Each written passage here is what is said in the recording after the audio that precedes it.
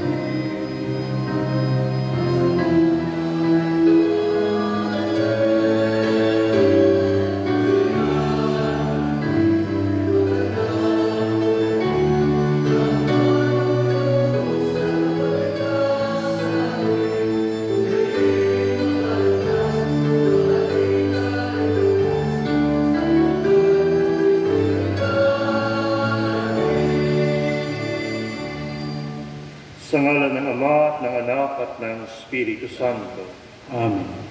Ang pagpapala ng ating Panginoong Hesukristo, ang pag-ibig ng Diyos Ama, at ang pakikipagkaisa ng Espiritu Santo naway sumainyong lahat. At sumayin. Mga kapatid, aminin natin ang ating mga kasalanan upang tayo ay maging marapat gumanap sa banal na pagdiriwang.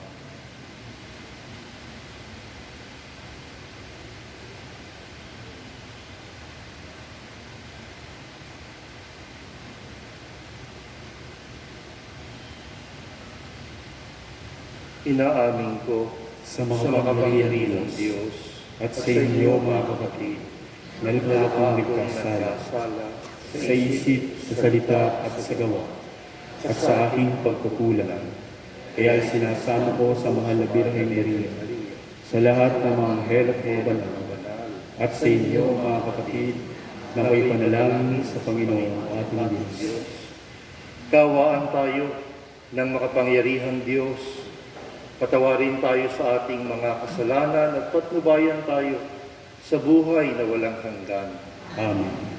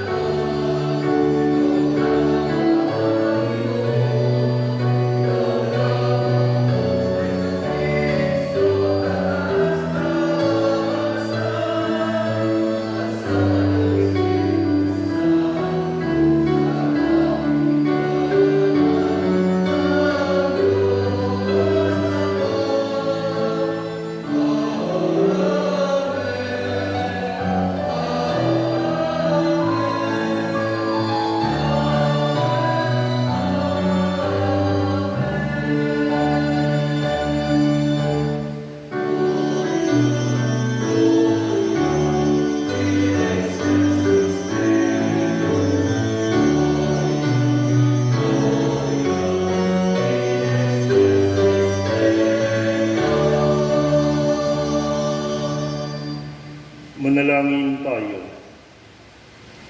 Ama naming makapangyarihan, niloob mo na ang iyong salita na ibinalita ng anghel ay maging taong totoo sa sinapupunan ng mahal na Birhen. Ipagkaloob mo na kaming sumasampalatayang siya ay ina ng Diyos, ay matulungan niyang dumalangin sa iyo sa pamamagitan ng Jesucristo kasama ng Espiritu Santo magpasawalang hanggan. Amen.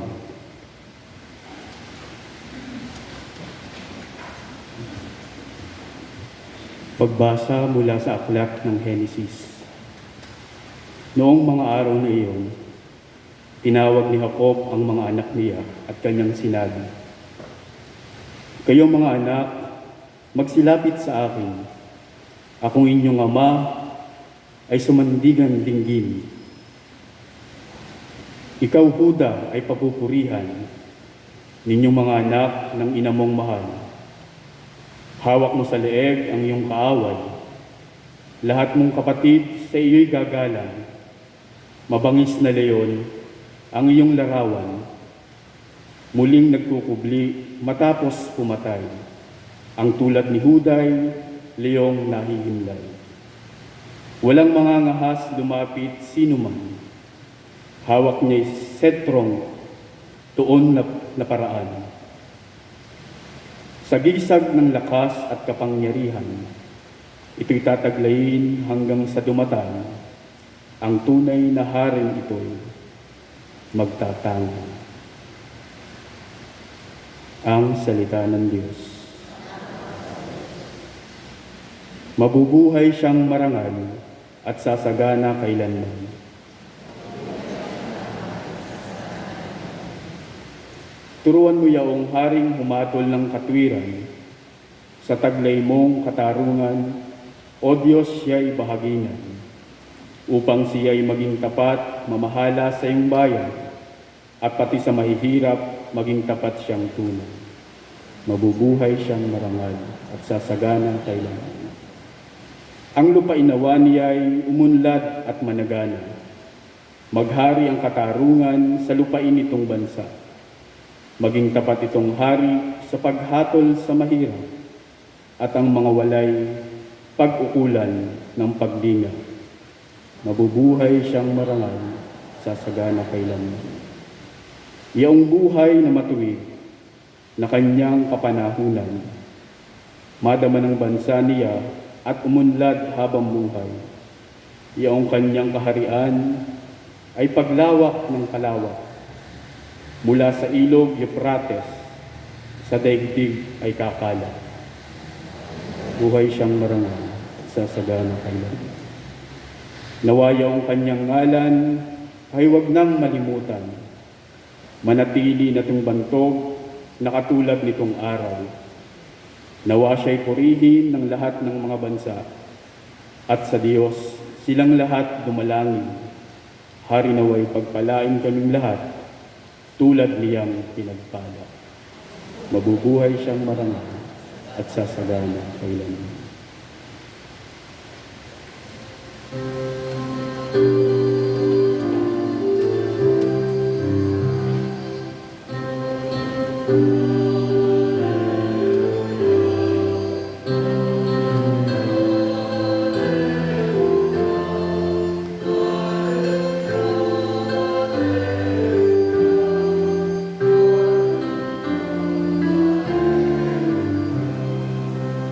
Katarungan ng may kapal, tunay yung pangasiwaan, halina't kami turuan.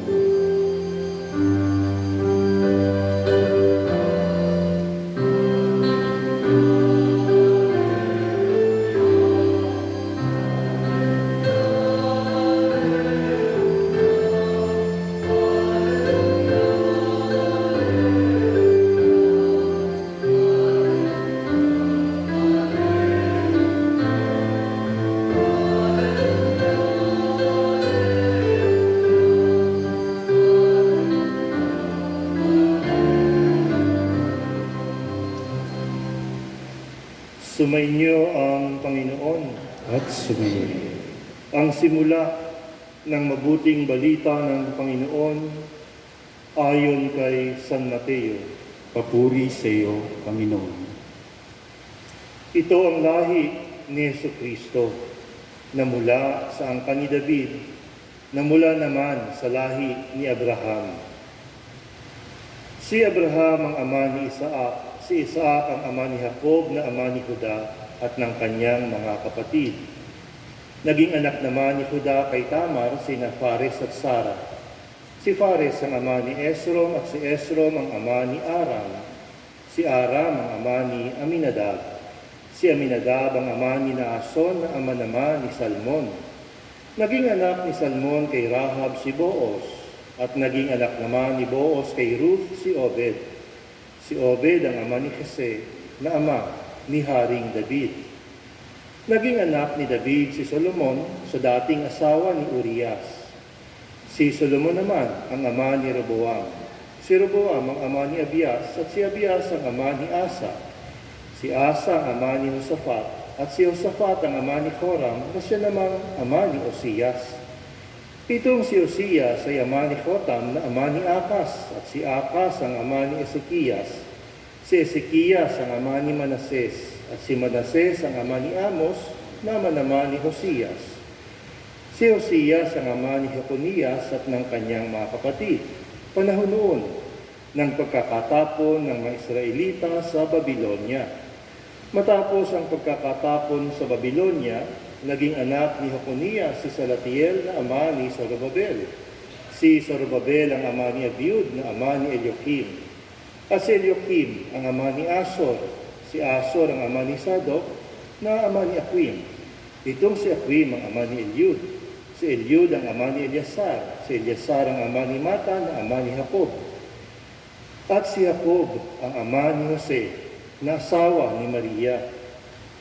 Si Maria naman ang ina ni Jesus na tiyatawag na Kristo sa makatwid. 14 ang salinlahi mula kay Abraham hanggang kay David. 14 mula kay David hanggang sa pagkakatapon ng mga Israelita sa Babilonia. At 14 din mula sa pagkakatapon sa Babilonia hanggang kay Kristo. Ang mabuting balita ng Panginoon. Pinupuri ka namin, Panginoong Kristo. Ito ang lahi ni Jesucristo. Yun ang mga unang kataga na isinulat ng Ebanghelista sa simula ng kanyang Ebanghelyo. Ito ang lahi ni Jesucristo. Ano sa palagay mo? Nakarelate ka ba? Nasundan mo ba yung mga pangalan na binanggit? O baka naman nainip ka na lamang sa dami ng mga pangalan? Kung nainip ka, marahil ay hinihintay mo kung ano ba yung nangyari ng unang Pasko. Paano ba yung ibabalita sa simula ng Ebanghelyo nitong si San Mateo? Kung nainip ka, marahil din naman, ay dahil sa tingin mo wala namang kaugnayan sa iyo ang mga sinaunang tao na binanggit ng Ebanghelistang si San Mateo na parang hindi na matatapos. Bakit nga ba ganoon ang ginawa ni San Mateo para simulaan ang kanyang Ebanghelyo? Karaniwan yung mga simula ng mga nobela, mga pelikula, maging mga ebanghelista, yung simula nakatatawag ng pansin. Pero itong simula na ito, nakatawag ba sa iyo ng pansin? Ano ba ang saysay? Nabanggitin pa niya ang mga napakaraming sinaunang pangalan na hindi na nga ginagamit ng mga modernong tao ngayon. Ang simpleng sagot ay dahil itong genealogy o yung tinatawag na family tree ay ubod ng halaga sa kultura ng mga Hudyo. Hindi lamang yun. Higit pa sa kahalagahan sa kultura nila nitong tinatawag na talaangkanan, yun ang pinili nitong si San Mateo na malalim na paraan upang patotohanan sa iyo at sa akin na ang kasaysayan ng katapatan ng Diyos ay nagaganap at naganap na nga. Sa pagninilay mo ngayong ikalawang simbang gabi, ay makatutulong na himayin mo itong napapaloob sa talaang kanan sa lahi ng ating Panginoong Hesukristo. Narito ang 7 paghihimay. Una at higit sa lahat, dito sa Ebanghelyo ngayon ay pinararating ng Ebanghelista na si Jesus ang Kristo, sa iyong Mesiyas na Diyos na hinihintay mo, na nangyari na, dumating na yung manunubos na nagkatawang tao. Pangalawa, bagamat pinalayas ng may lalang sina Eva at Adan doon sa paraiso, ay buo pa rin, hindi nagbago ang pag-ibig ng may lalang sa kanyang nilalang. Na iba lamang yung mukha ng pag-ibig. Yung dating pag-ibig niya na tawag nating mga unang magulang doon sa paraiso ay naging pag-ibig sa anyo ng banal na habag, sa anyo ng mabathalang awa, sa nilikang kawangis niya na tao. Sa kabila ng kataksilan nitong sina Eva at Adan, ay agad namang binitiwan ng Panginoon, kung iyong maaalala sa mga unang dahon pa lamang ng aklat ng banal na kasulatan sa Henesis. Binitiwan na agad niya ang pangako na maglilihi ang isang dalaga. Sinasabi ngayon sa iyo ni San Mateo na yung pangako na yun ng Diyos ay natupad na. Pangatlo, para sa mga nomadic tribes o yung mga tribong lagalag, tulad ng mga Israelita, lalo na noong panahon yun, ang pagkakakilanlan ay napakahalaga. Kasi nga ay palipat-lipat sila ng lugar. At yung angkan, kung sino ba sila, kung saan ba sila galing, kung sino ba ang kanilang Diyos, ay talagang yun ang kanilang angkla. Tinutunto nila. Tinutunto nila sa talaang kanan yung mga nakakasalamuhan nila, kung sino bang mga ito, kung sino bang kanilang Diyos, ano ba ang kanilang tribo, at doon nakasalalay ang kanilang malalim na pakipag-ugnayan o pagtalikod. Sa kabila ng mga Israelita ay lagalag na tribo, ang kanilang angkan ay naging napakarilag. Naging marilag talaga noong panahon yun. Dahil sila ang pinili ng Diyos. Pinili sila ng Diyos dahil sa habag. Dahil sila yung inaapi. Pinili sila ng Diyos. Sa kanila ay nakipagtipan. At sila yung unang bayan na hinirang ng may kapal. Yan ang pinarating sa iyo ng apo ni Abraham, na itong si Jacob na naging si Israel, habang siya'y naghihingalo na, narinig mo yung kanyang mga sinabi nung siya'y naghihingalo, at naroroon na papaloob yung propesiya kung ano mangyayari sa 12 tribo. At binanggit doon sa unang pagbasa yung tungkol kay Juda. At sabi nga nitong si Jacob sa kanyang anak, hawak niya ay setro sa gisag ng lakas at kapangyarihan. Ito'y tataglayin hanggang sa dumatal. Ang tunay na haring dito ay magtatangan. Kung alalahanin mo sa kasaysayan ng kaligtasan, nagkatotoo na yan.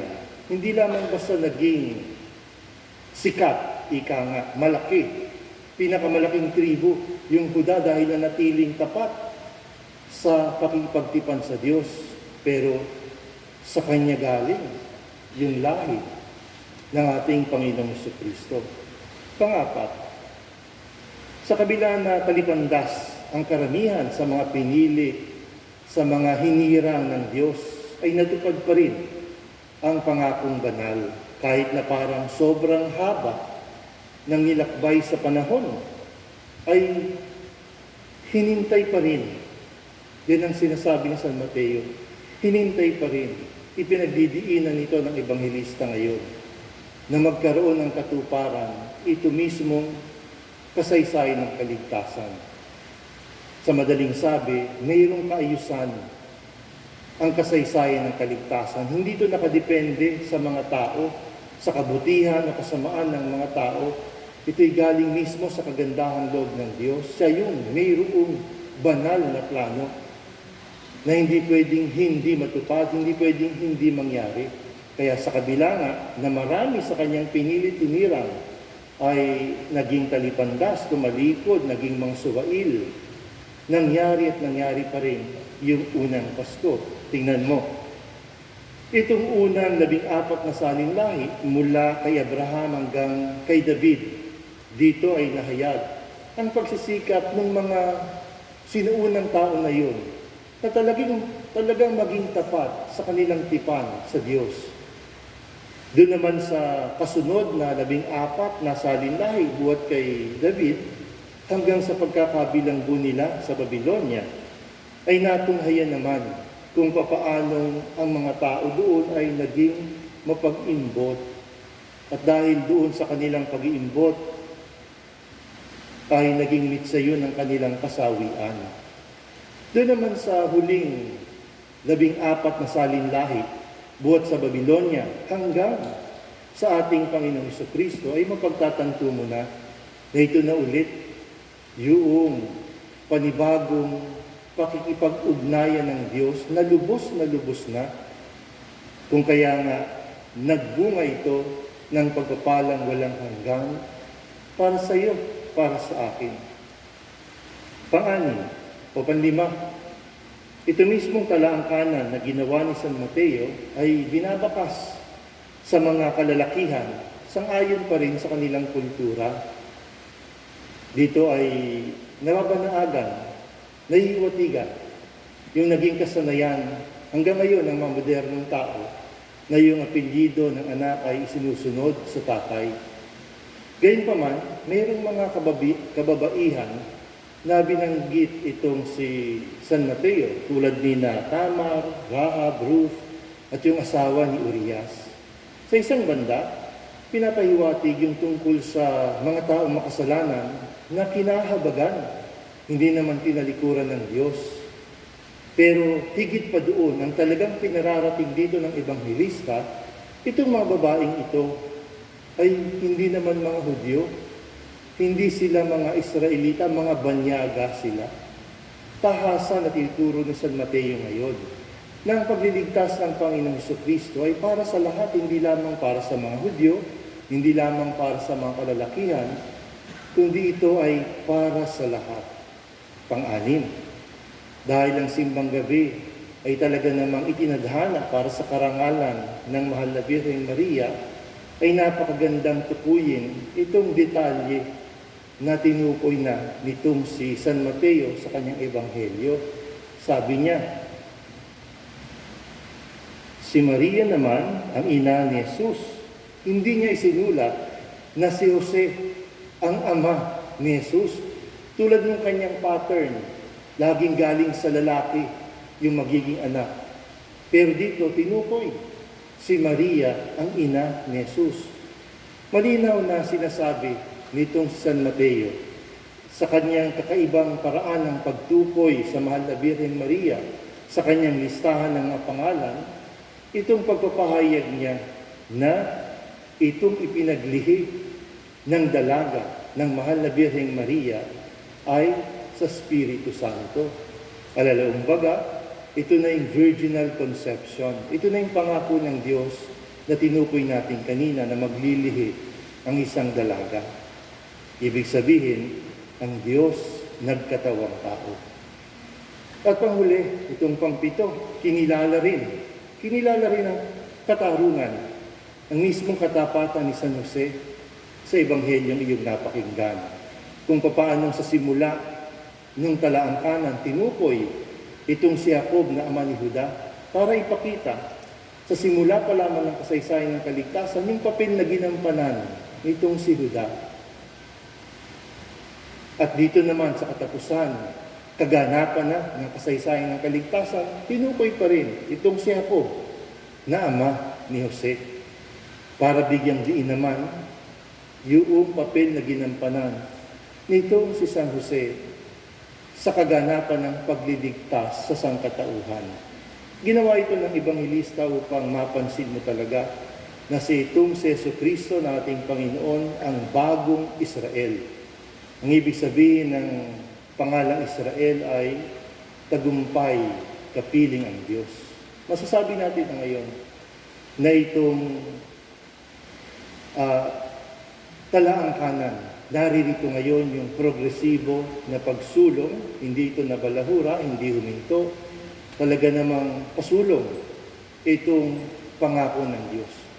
Naririto rin yung progresibong proseso sa banal na plano ng kaligtasan, na ang may plano ay Diyos, hindi ang tao. Nakuha mo ba? Sa kabila ng pagkukulang ng mga tao, naganap pa rin ang unang Pasko. Sapagkat ang pag-ibig na tunay at totoo ay laging matagumpay.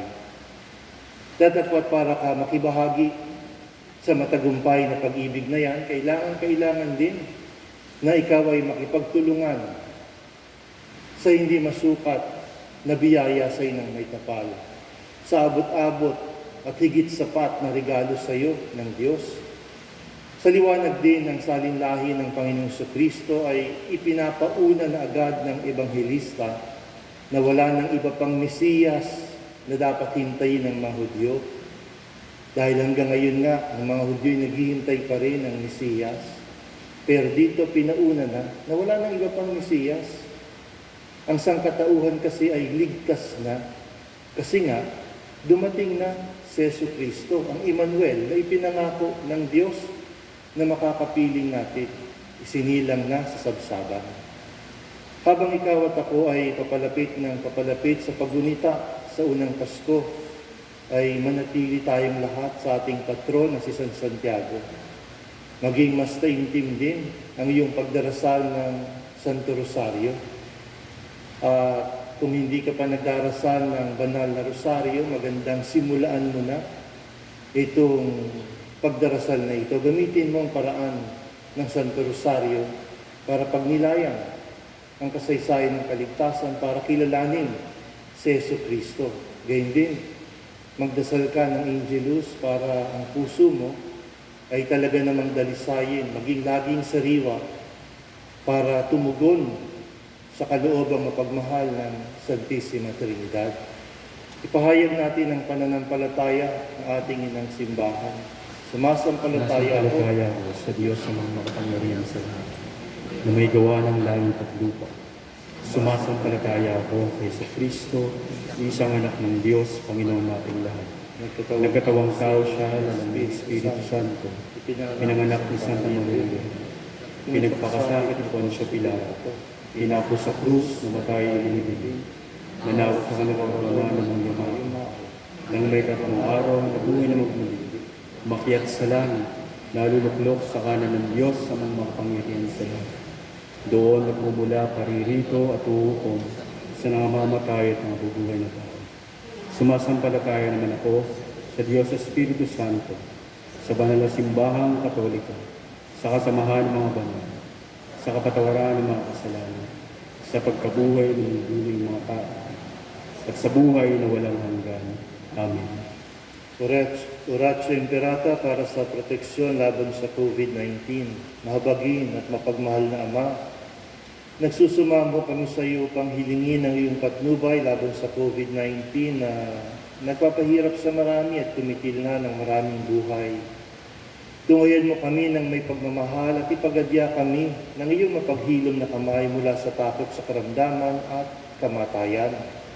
Itaguyod mo kami sa pag-asa at patatagin sa pananampalataya. Gabayan mo madalubhasang na atasan na tumuklas ng malunas at paraan upang ihinto ang paglaganap dito.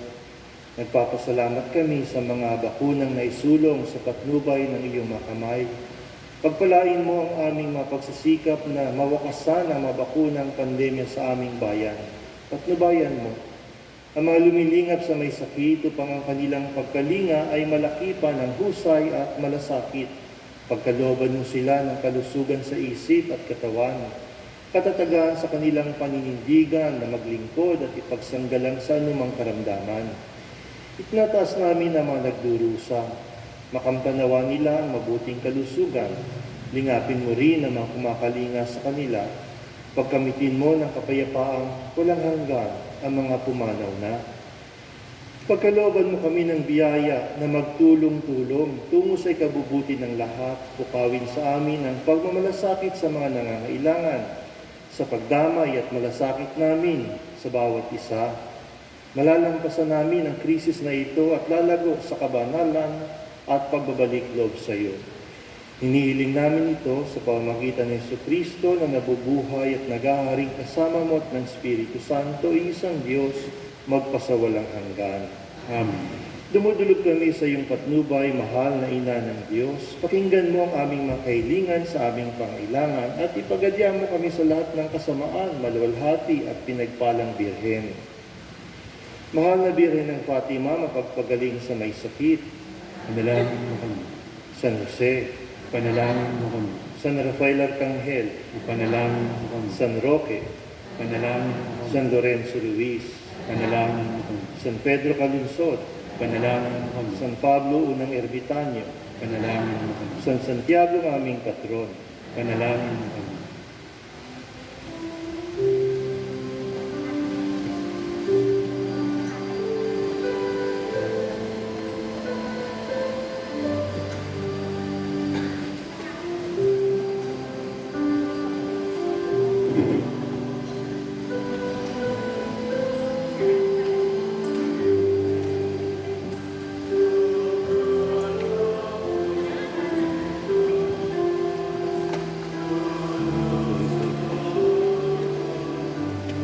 narito.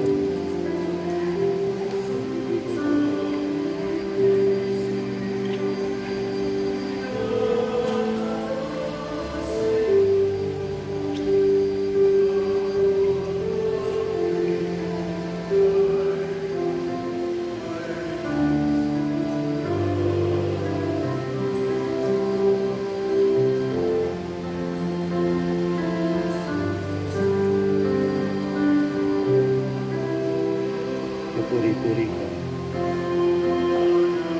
Narito.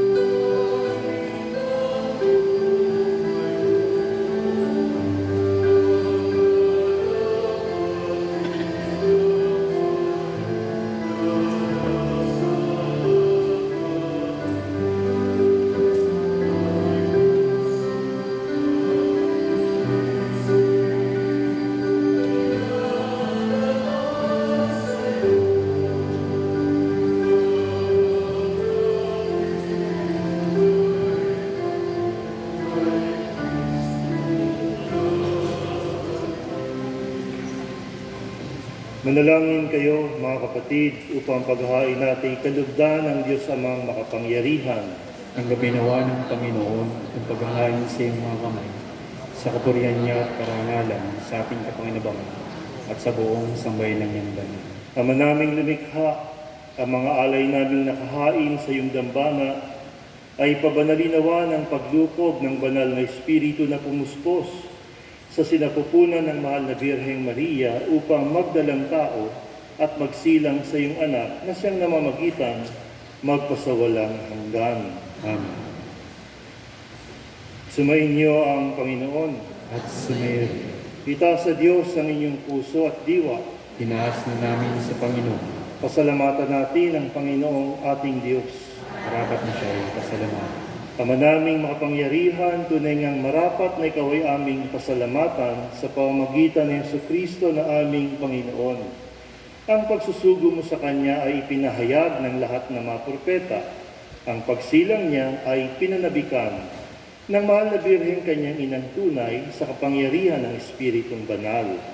Ang pagdating niya ay inilahad ni San Juan Bautista sa kanyang pagbibinyag. Ngayon na pinaghahandaan namin ang maligayang araw ng kanyang pagsilang, kami ay nananabik at nananalangin na lubos na makaharap sa kanyang kadakilaan. Kaya kaisa ng mga anghel na nagsisiawit ng papuri sa iyo, nang walang humpay sa kalangitan, kami ay nagbubunyi sa iyong kadakilaan.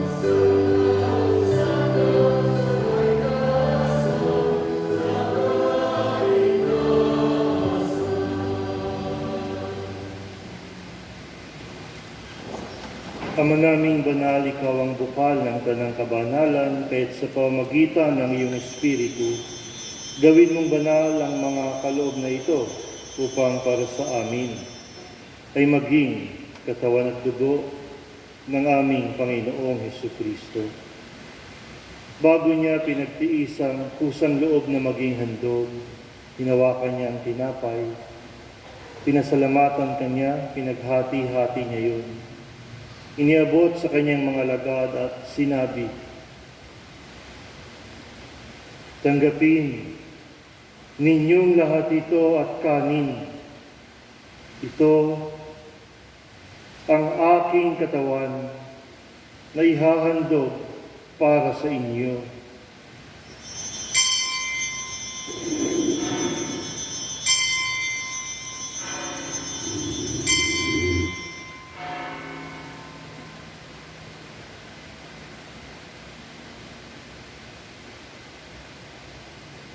Gayun din naman, nang matapos ang hapunan, hinawakan niya ang kalis, muli kanyang pinasalamatan. Iniabot niya ang kalis sa kanyang mga alagad at sinabi,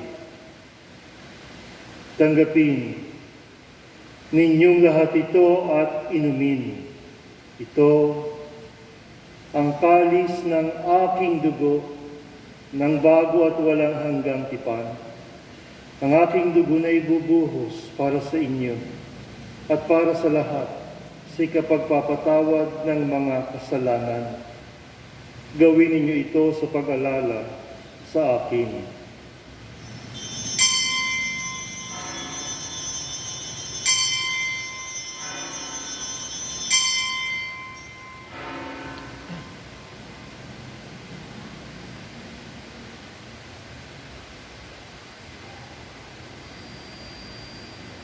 Pagbunyi natin ang misteryo ng pananampalataya.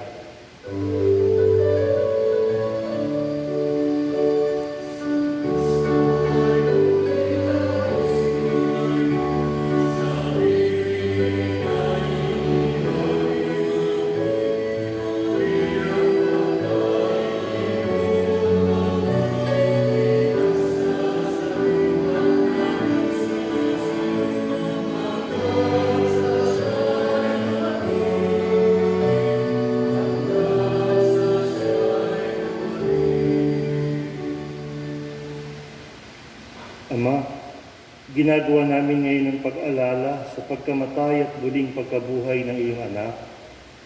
Kaya't iniaalay namin sa iyong tinapay na nagbibigay buhay at ang kalis na nagkakaloob ng kaligtasan. Kami ay nagpapasalamat dahil kami iyong minarapat na tumayo sa harap mo para maglingkod sa iyo. Isinasamo namin na kaming magsasalo-salo sa katawan at dugo ni Kristo ay mabuklod sa pagkakaisa sa pamamagitan ng Espiritu Santo. Ama, lingapin mo yung simbahan na laganap sa buong daigdig, puspusin mo kami sa pag-ibig. Kaysa ni Francisco, naming Papa, at ni Buenaventura, naming Obispo at ng Tanang Kaparian. Alalahanin mo rin ang mga kapatid naming nahimlay ng may pag-asa na sila'y muling mabubuhay, gayon din ang lahat na mga pumanaw. Kawaan mo sila at patuloyin sa iyong kaliwanagan. Kawaan mo at pagindapatin kaming lahat na makasalo sa iyong buhay na walang wakas, kaysa ng mahal na Birheng Maria na ina ng Diyos, ng kabiyak ng puso niyang si San Jose, kaysa ng mga apostol at ng lahat ng mabanal na namuhay dito sa daigdig ng kalugod-lugod sa iyo. May pagdiwang nawa namin ang pagpupuri sa ikararangal mo sa pamamagitan ng iyong anak na aming Panginoong Hesukristo.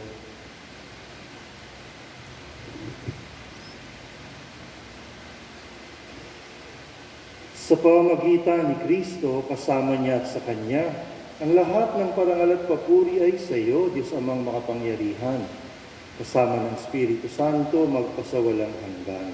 Amen.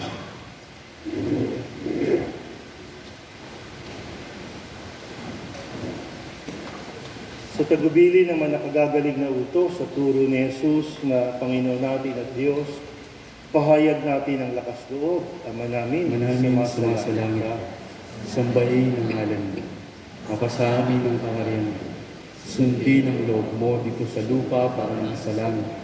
Bigyan mo kami ngayon ng aming kakanin sa araw-araw. Patawarin mo kami sa aming mga sala, para lang pagpapatawad namin sa nagkakasala sa amin, at huwag mo kaming ipahintulot sa tukso, at iadya kami sa lahat ng masama. Amen. Hinihiling namin kami iadya sa lahat ng masama. Pagkalooban ng kapayapaan, araw-araw, iligtas sa kasalanan at ilayo sa lahat ng kapahamakan. Samantalang aming pinananabikan ang dakilang araw ng pagpapahayag ng tagapagligtas namin si Jesucristo. Sapagkat sa iyo ang kaharian, at ang kapangyarihan at ang kapurihan, magpakailanman. Amen. Panginoong Jesucristo, sinabi mo sa iyong mga apostol, kapayapaan ang iniiwan ko sa inyo. Ang aking kapayapaan ang ibinibigay ko sa inyo. Tuhayan mo ang aming pananampalataya at huwag ang aming pagkakasala. Pagkalooban mo kami ng kapayapaan at pagkakaisa ayon sa iyong kalooban. Kasama ng Espiritu Santo, magpasawalang hanggan. Amen. Ang kapayapaan ng Panginoon ay laging sumainyo. At sumayan. Magbigayan kayo ng kapayapaan sa isa't isa. Peace.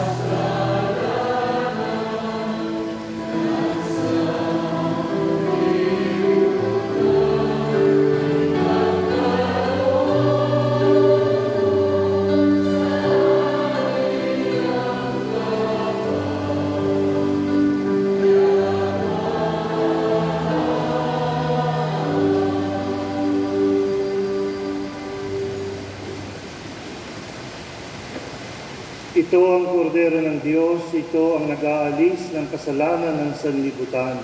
Mapalad ang inaanyayahan sa kanyang piging. Panginoon, hindi ako karapat-dapat na magpatuloy sa iyo, ngunit sa isang salita mo lamang, igagaling na. Ang katawan ni Kristo. Amen. Corpus Christi.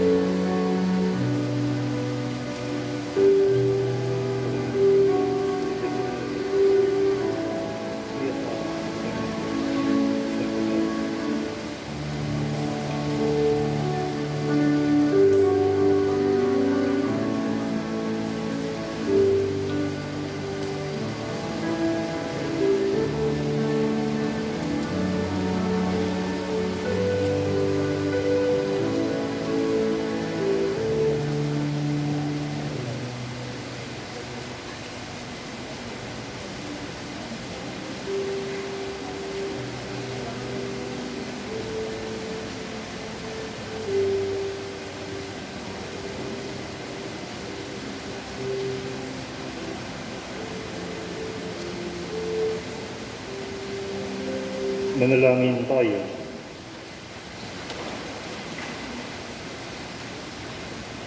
Ama naming mapagmahal, sa aming pagsasalo sa banal na hain, lagi nawa naming madama ang iyong kagandahang loob upang kami magkamit ng kaligtasan, pakundangan sa pagkakatawang tao ng iyong anak, ngayong aming ginugunita ang kanyang ina, sa pamamagitan din ni Jesucristo, kasama ng Espiritu Santo, magpasawalang hanggan. Amen. Sumayin niyo ang Panginoon. At sumayin. Pagpalain kayo ng mapangyarihang Diyos, Ama at Anak at Espiritu Santo. Amen. Tumayo kayong mapayapa. Salamat sa Diyos.